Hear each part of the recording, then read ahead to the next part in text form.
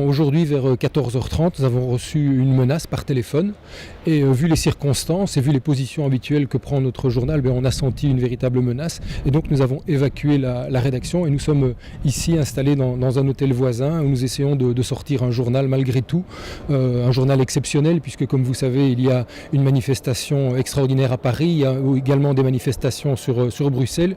Donc je crois que les gens veulent faire pression par rapport aux prises de position que nous avons prises et donc dans le doute, même s'il y a une faible probabilité que ce soit une menace qui se vérifie, mais dans le doute, nous avons pris les précautions et nous avons évacué tout le bâtiment de notre rédaction ici à Bruxelles.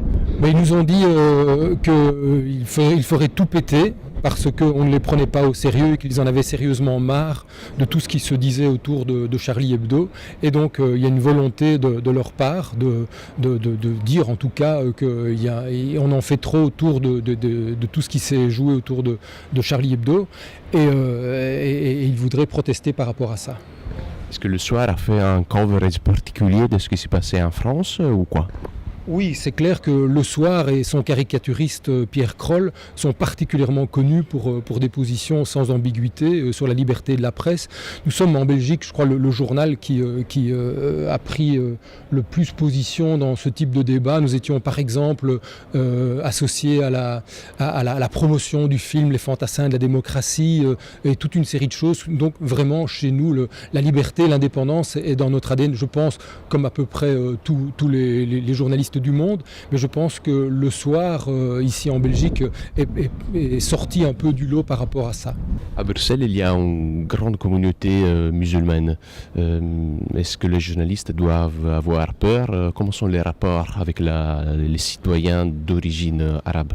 Oui, très honnêtement, lorsque les événements ont lieu en France, chez Charlie Hebdo, moi j'ai souhaité qu'on n'en fasse pas trop en termes de mesures de protection. Je voulais précisément éviter une espèce d'angoisse qui pourrait se répandre dans la rédaction.